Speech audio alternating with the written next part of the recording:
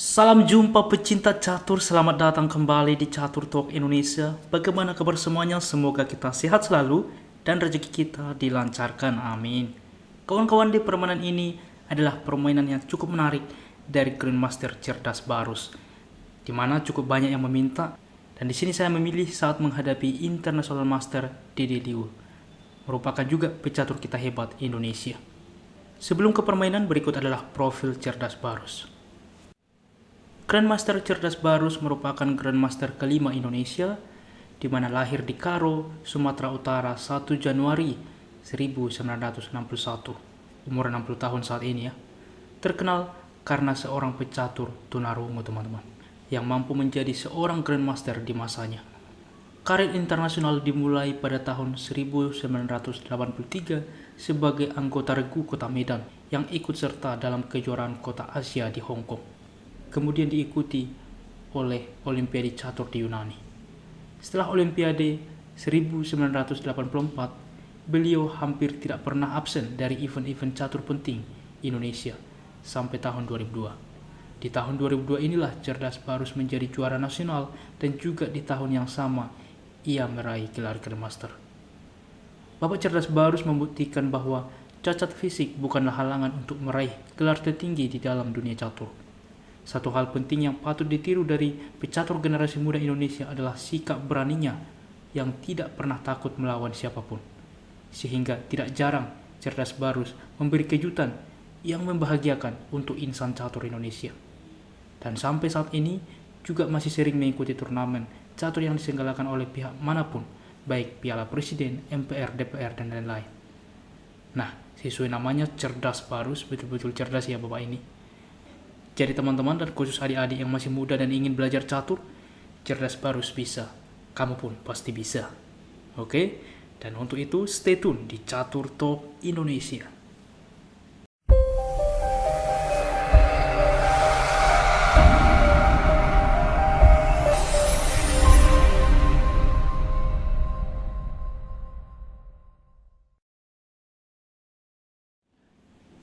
Baiklah teman-teman, kita langsung ke permainan. Sebelumnya, permainan ini berlangsung pada event Jatva Bali pada 3 Mei tahun 2000. Di mana Bapak Cerdas Barus memulai langkah dengan pion ke D4, dibalas kuda ke F6.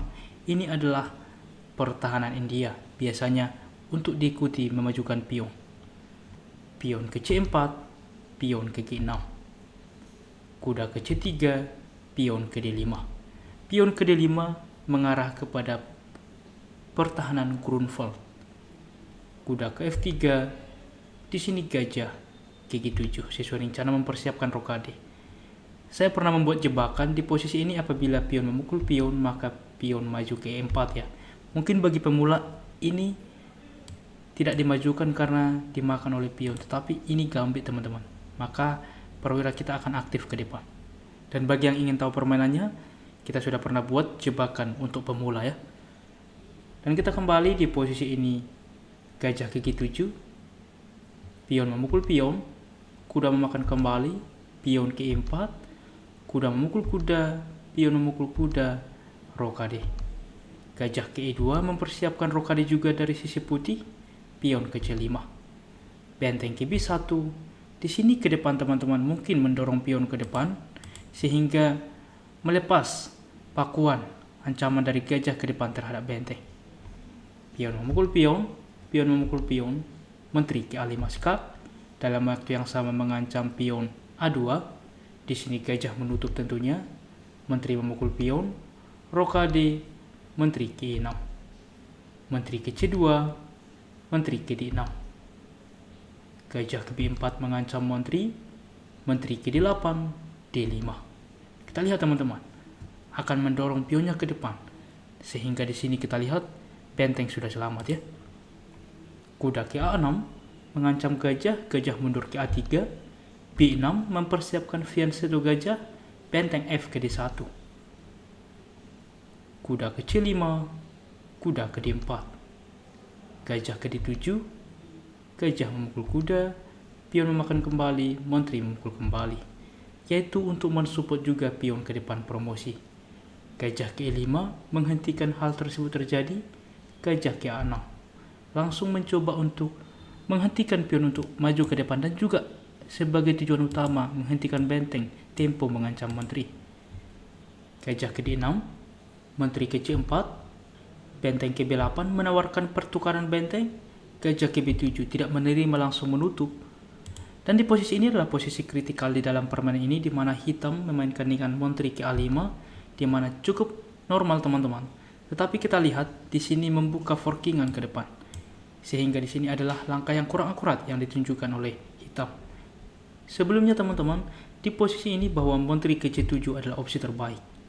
Menteri memukul menteri, gajah memakan. Apabila pion ke H3, yaitu ke depan mempersiapkan untuk mengamankan raja apabila ada skakmat di baris ke-1, gajah ke B6, gajah ke C6, gajah memukul kuda, benteng memukul benteng, pertukaran benteng, benteng memukul gajah, gajah memukul gajah, pion memakan, benteng ke B1 skak, raja ke H2, benteng ke C1. Dan setelah pertukaran pion kembali ke depan, maka kita lihat permainan pun masih sebanding. Oke, namun rupanya kita kembali ke partai aslinya. Di posisi ini, menteri ke A5, maka kuda ke C6, sehingga gajah memakan, pion memakan kembali, dan kita lihat kekuatan pion ini yang disupport oleh gajah, dan juga mempersiapkan promosi ke depan. Menteri ke E5, di mana ancaman skakmat dan juga mengontrol petak penting C7 sehingga pion tidak dapat maju untuk promosi. G3 mencegah skakmat, benteng ke D8, benteng ke D5, langsung mengancam menteri sehingga menghilangkan menteri untuk ikut mengontrol petak C7. Di sini menteri ke E6 sehingga pion maju, benteng ke E8, di sini menteri ke C6, di mana ke depan langsung juga mengancam benteng dan memaku gajah untuk juga memukul menteri dan mengorbankan pion. Di sini menteri memukul pion, benteng ke C1, yaitu mendukung ke depan pion promosi, gajah ke A3, dan di sini mengancam benteng, dan tepat di posisi ini merupakan langkah tak terduga dan juga cukup baik dari Cerdas Barus. Coba kawan-kawan, Anda pause video ini, temukan langkah terbaik Bapak Grandmaster Cerdas Barus di posisi seperti ini.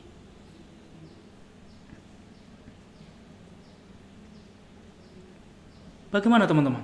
Selamat bagi yang menemukan langkah itu ialah dengan menteri memukul benteng. Pengorbanan menteri diterima.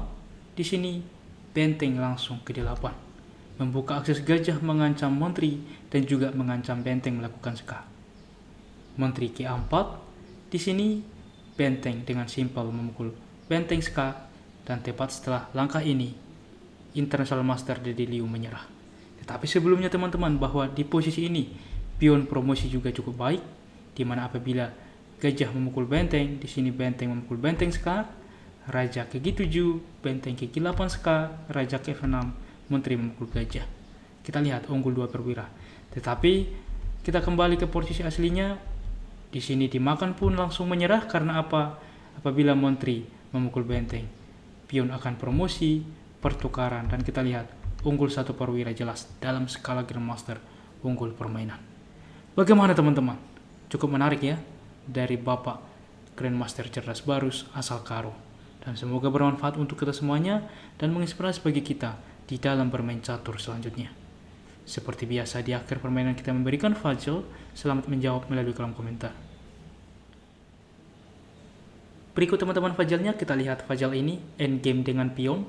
Tuliskan langkah terbaik bagi putih dan memenangkan permainan. Oke, putih melangkah dan menang, tuliskan secara lengkap di kolom komentar dan kami akan memilih dan mengepin bagi jawaban yang benar sehingga dapat dilihat oleh semua sahabat pecinta catur.